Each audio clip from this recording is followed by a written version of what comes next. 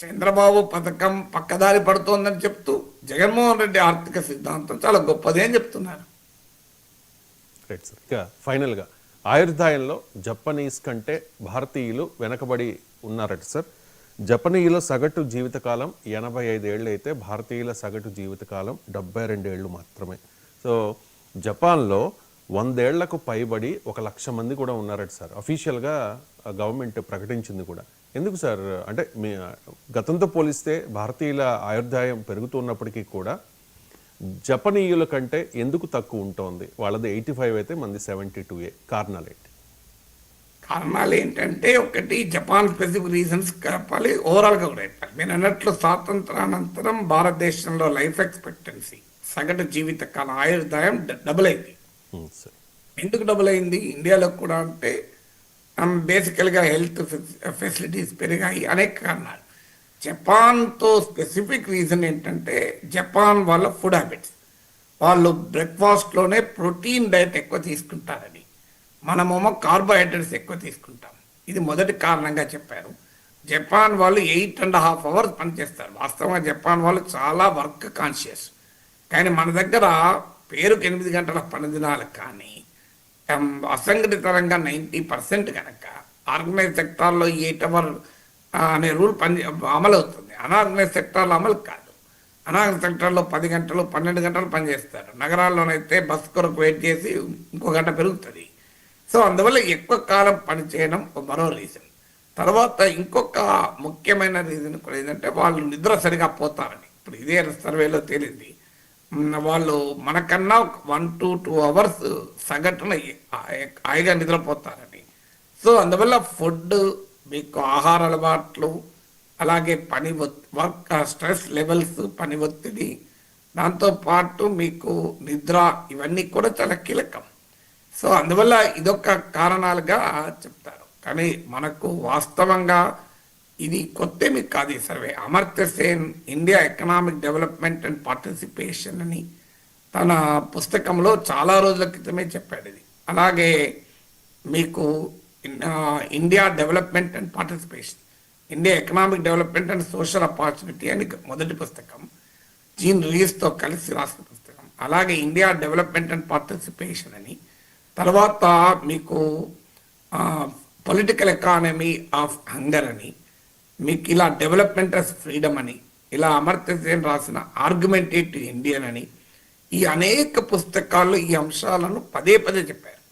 చెప్పింది ఏంటంటే, ఆయన ఒక సెట్ ఆఫ్ కంట్రీస్తో పోల్చాడు. ఒకటి జపాన్, దక్షిణ కొరియా, సౌత్ కొరియా, అలాగే మీకు China, Cuba, Vietnam, Jamaica, Costa Rica, Sri Lanka, ఈ దేశాలతో ఇండియాను పోల్చాడు. ఇందులో మీరు గమనించండి, చైనా లాంటి మనకన్నా ఆ రోజుల్లో ఎక్కువ జనాభా ఉన్న దేశం, అలాగే జపాన్ లాంటి developed countries, Costa Rica, Jamaica, Sri Lanka, Cuba లాంటి చిన్న దేశాలు, అలాగే సౌత్ కొరియా లాంటి ఇండస్ట్రియలైజ్ ఎకానమీస్. అంటే దేశాల జనాభా రీత్యా, ఆర్థిక స్థాయి రీత్యా అనేక రకాలుగా తేడాలు ఉన్న దేశాలు. కానీ కామనాలిటీ ఏంటంటే, ఇండియాతో పోలిస్తే హ్యూమన్ డెవలప్మెంట్లో వాళ్ళు మనకన్నా బెటర్గా ఉన్నారు. హ్యూమన్ డెవలప్మెంట్ అంటే మానవాభివృద్ధి, లేదా అమర్త్య సేన్ అని సోషల్ డెవలప్మెంట్ అంటాడు, United Nations development programme human development అంటారు. అంటే ఎడ్యుకేషను, లైఫ్ ఎక్స్పెక్టెన్సీ, ఆరోగ్య అంశాలు మీకు, అలాగే ఇతర పౌష్టికాహార స్థాయి, female male ratio, child sex ratio, వీటన్నిటిని కలిపితే హ్యూమన్ డెవలప్మెంట్ రిపోర్ట్ అంటాడు. సో ఎందుకున్నాయి అని అడిగితే, ఈవెన్ విత్ ఇన్ ఇండియా కూడా ఇండియా డెవలప్మెంట్ అని ఒక పుస్తకంలో పంజాబ్, హర్యానా లాంటి రాష్ట్రాలను కేరళతో పోలుస్తాడు. సో ఈ కంపారిజన్లు చెప్పి ఒక మాట అంటాడు, జపాన్లో బౌద్ధ మత ప్రభావం, జపాన్, దక్షిణ కొరియాలో ప్రోగ్రెసివ్ క్యాపిటలిజం, చైనా, క్యూబా, వియత్నాంలలో లెఫ్ట్ వింగ్ థింకింగ్, వామపక్ష ఆలోచన విధానం, జమైకా, కోస్టారికా, శ్రీలంకలో ప్రజా కార్యాచరణ, వీటి వల్ల అక్కడ హ్యూమన్ డెవలప్మెంట్ బెటర్గా ఉంది అని. The left wing ideological attitudes ideological approaches in China, Cuba, and Vietnam, progressive capitalism in Japan and South Korea, impact of Buddhist tradition on Japan, and a concerted public action in Jamaica, Costa Rica, and Sri Lanka have helped these nations to achieve higher levels of human social development and human development అంటారు. ఇండియాలో ఇవి ఏవీ లేవు మీకు. So బౌద్ధ మత ప్రభావంతో learning చదువు బాగా చెప్పాలి అనేటువంటి ధోరణి లేదు.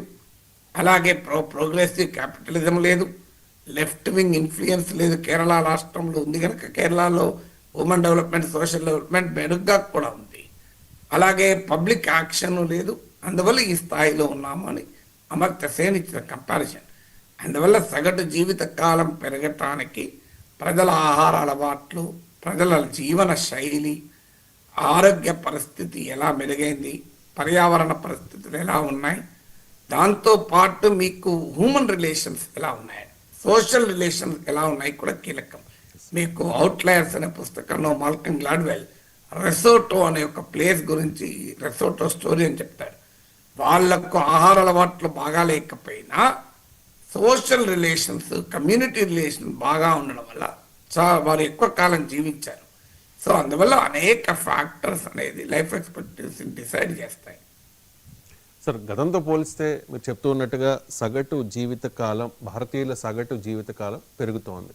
సో సగటు జీవితకాలం పెరిగితే సమాజం ఏ రకంగా సిద్ధం అవ్వాలి సార్? దానికి వృద్ధులు పెరుగుతారు. ప్రధానంగా మీకు ఏమవుతుందంటే ఓల్డేజ్ పాపులేషన్ పెరుగుతుంది. మీకు డెమోగ్రఫిక్ డివిడెండ్తో పాటు ఓల్డేజ్ పాపులేషన్ కూడా పెరుగుతుంది. ఈ ఓల్డేజ్ పాపులేషన్ పెరగడం వల్ల మీకు హెల్త్ నీడ్స్ పెరుగుతాయి, కేరింగ్ అవసరాలు పెరుగుతాయి, ఆ రకమైనటువంటి ఛాలెంజెస్ మొదలవుతాయి. మీకు డెమోగ్రఫిక్ డివిడెంట్ అనేమో వర్కింగ్ ఏజ్ పాపులేషన్ ఎక్కువగా ఉండడాన్ని డెమోగ్రఫిక్ డివిడెండ్ అంటారు.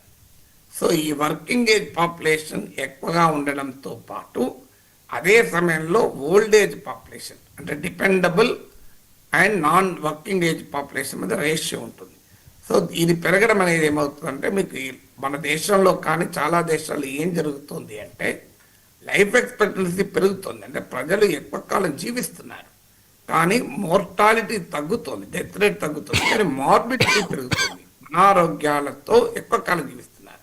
మీరు గమనించండి, ఇప్పుడు జపాన్లో ఫిట్నెస్ చాలా ఎక్కువ ప్రియారిటీ ఇస్తారు.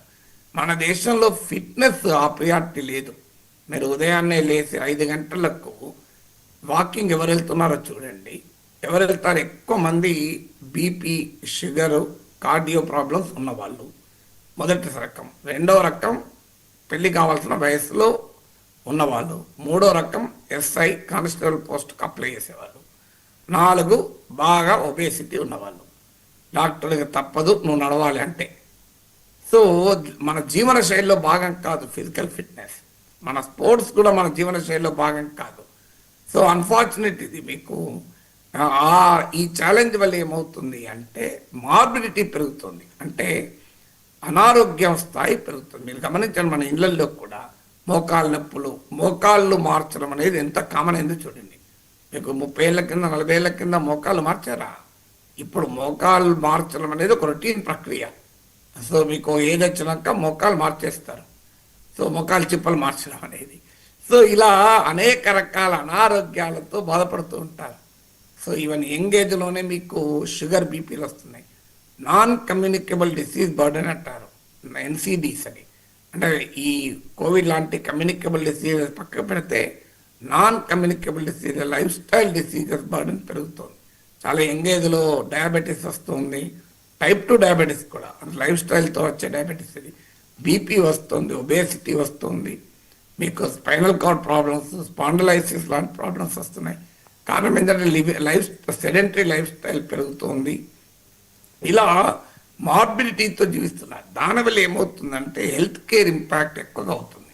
మీకు ఓల్డేజ్కి వచ్చేవరకు ఏంటంటే మన దేశంలో అందరికీ పెన్షన్లు ఉండవు, చాలా కొద్ది మందికి. అందువల్ల బ్యాంక్ బ్యాలెన్స్లు ఉండవు, ఓల్డేజ్లో ఆదాయం ఉండదు, ఉపాధి ఉండదు. సో పిల్లలపైన ఆధారపడాలి. అలాంటి పరిస్థితుల్లో ఆరోగ్య అవసరాలు పెరుగుతాయి. అందువల్ల హెల్త్ కేర్ యూనివర్సలైజ్ కావడం అనేది కీలకమవుతుంది. ఎందుకంటే ఇన్సూరెన్స్ కూడా ఓల్డేజ్లో సరిగా లభించదు. దాంతో పాటు కేరింగ్ సర్వీసెస్ అంటారు. ఇప్పుడు చాలా డబ్బులున్న వాళ్ళైతే ఓ మనిషిని పెట్టి చూపెట్టుకుంటారు, కానీ అందరికీ అది సాధ్యం కాదు కదా. సో అందువల్ల కేరింగ్ సర్వీసెస్ బర్డెన్ కూడా పెరుగుతుంది. సో మీకు అందుకే కేరింగ్ సెక్టర్ ఒక పెద్ద ఇండస్ట్రీ లాగా డెవలప్ అవుతుంది ఇటీవల కాలంలో మీరు గమనిస్తే. సో అందువల్ల ఇలాంటి తర్వాత ఒక 60 ఇయర్స్ దాటిన వాళ్ళు ఎక్కువ మంది ఉంటారు. సో వీళ్ళకు సోషల్ సపోర్ట్ మెకానిజమ్స్ కూడా పెరిగిపోతారు. మీకు యంగ్ ఓల్డ్లో కూడా 2 రకాలు ఉంటారండి, young old, old old. 60 to 80 years అనేది young old, 80 and above old old. So ఈ సీనియర్ సిటిజన్స్గా చెప్పబడుతున్న 60 ఏళ్ళు దాటి కూడా చాలా ఆరోగ్యంగా ఉన్నటువంటి వారిని ప్రొడక్టివ్గా ఎలా యూటిలైజ్ చేసుకోవాలి ఎకానమీలో. ఇప్పుడు నాలాంటి వాడు, నాకు కూడా 60 దాటాయి అండ్ నేను 17 అవర్స్ పనిచేస్తున్నాను. అమెరికాలో ఉండి కూడా మీతో మాట్లాడుతున్నాను, ఆగడం లేదు. నా గ్రాండ్ డాటర్తో ఎంజాయ్ చేయడానికి వచ్చి కూడా నా పని నేను చేస్తూ ఎంజాయ్ చేస్తున్నాను తప్ప నేను పని వదలే. కానీ అందరికీ ఇలాంటి ఆపర్చునిటీ ఉండవు. రిటైర్ అయినాక ప్రొడక్టివ్ ఎకానమీలో భాగం చేయడం ఎలా వీళ్ళను అనేది ఒక పెద్ద ఛాలెంజ్ వస్తుంది. అలాగే సైకలాజికల్ ఛాలెంజెస్, కుటుంబంలో ఓల్డ్ ఏజ్లో లోన్లీనెస్ అంటే ఒంటరితనం పెరుగుతూ ఉంటుంది. ముఖ్యంగా ఇద్దరు ఉన్నంత కాలం ఏమీ లేదు ప్రాబ్లం, భార్యాభర్తలు. అందులో ఎవరైనా ఒక్కరు పోతే నరకమే ఇక. సో అందువల్ల అదొక ఛాలెంజ్. మీకు ఏకాంతం, పిల్లలు ఆడవాళ్ళలో పిల్లలు ఉంటారు. పిల్లలు బాగా చదువుకుంటే ఒక రకంగా ఆనందం, మరో రకంగా ఛాలెంజ్. వాళ్ళు ఎక్కడో దూరాన్ని ఉంటారు అని చెప్పి వాళ్ళను డెవలప్ కావద్దని ఏ తల్లిదండ్రులు కోరుకోరు కదా. సో అందువల్ల ఈ social problems, psychological problems, loneliness, నీకు సంపద ఉండొచ్చు, డబ్బులు ఉండొచ్చు, కానీ ఈ ప్రాక్టికల్ ప్రాబ్లమ్స్ వస్తాయి. సో ఈ ఇంటర్ జనరేషనల్ ఛాలెంజెస్ అంటారు ఫ్యామిలీస్లో. తాత, తండ్రి, కొడుకు, మనమడు, 4 జనరేషన్లు ఒకటే ఇంట్లో ఉంటారు. దానివల్ల ఇంటర్ జనరేషనల్ ఛాలెంజెస్ ఉంటాయి. సో అందువల్ల చాలా సోషల్ అండ్ ఎకనామిక్ ఛాలెంజెస్ ఉంటాయి. మీకు ఈ సగటు జీవిత కాలం పెరగడం వల్ల డిపెండబుల్ పాపులేషన్కు నా వర్కింగ్ పాపులేషన్కు రేషియో దెబ్బతింటుంది. అంటే సంపాదించే వాళ్ళు ఎక్కువ ఉండాలి, కుటుంబంలో ఆధారపడే వాళ్ళు తక్కువ ఉండాలి. కానీ నీకు ఈ లైఫ్ ఎక్స్పెక్టెన్సీ పెరుగుతున్న కొద్దీ సంపాదించే వాళ్ళ పైన ఆధారపడే వాళ్ళు కూడా పెరుగుతారు. మంచిది లైఫ్ ఎక్స్పెక్టెన్సీ పెరగడం, కానీ దానికి తగ్గట్టుగా వాళ్ళకు సోషల్ సెక్యూరిటీ ఉండాలి, సామాజిక భద్రత ఉండాలి, హెల్త్ సెక్యూరిటీ ఉండాలి, అలాగే ఇన్కమ్ సెక్యూరిటీ, ప్రతి ఒక్కరికి యూనివర్సలైజ్ పెన్షన్స్ ఉండాలి. అలాగే ప్రొడక్టివ్ ఎకానమీ ఎక్స్పాండ్ అయ్యి 60 ఏళ్ళు దాటినా ఆరోగ్యంగా ఎకానమీలో కంట్రిబ్యూట్ చేయగలిగే వాళ్ళని ఇంటగ్రేట్ చేసుకోగలగాలి. ఇవన్నీ మారకపోతే ఏమవుతుందంటే లైఫ్ ఎక్స్పెక్టెన్సీ పెరగడం వాస్తవంగా వరం. అది అంటే మన ఇంట్లో మన అమ్మ నాన్న 90 ఏళ్ళు 95 ఏళ్ళు బతికితే ఎంత ఆనందం వేస్తుంది మనకు. మా అమ్మకి 82 ఏళ్ళు, రోజు ఉదయాన్నే మా అమ్మని చూసుకుని నాకు ఆనందం. కానీ ఈ ప్రాబ్లం ఏంటి అంటే అనారోగ్యంతో వాళ్ళని చూసుకుంటూ ఆర్థిక పరిస్థితి బాగా లేకపోతే నరకం అయ్యే పరిస్థితి వస్తుంది. అందువల్ల సామాజిక ఆర్థిక పాలసీస్లో మార్పు రావాలి, సమాజం యాటిట్యూడ్లో మార్పు రావాలి. ఒకప్పట్లాగా ఉమ్మడి కుటుంబాలు లేవు. ఉమ్మడి కుటుంబం ఉంటే వృద్ధులకు ఇబ్బంది ఏమి ఉండదు. కానీ ఇప్పుడు అంతా న్యూక్లియర్ ఫ్యామిలీస్ అయ్యాయి, ఆటమిక్ ఫ్యామిలీస్ అయ్యాయి. అందువల్ల ఈ ఛాలెంజెస్ను కూడా సొసైటీ, గవర్నమెంట్స్ అడ్రస్ చేయాల్సి ఉంటుంది. ఎస్.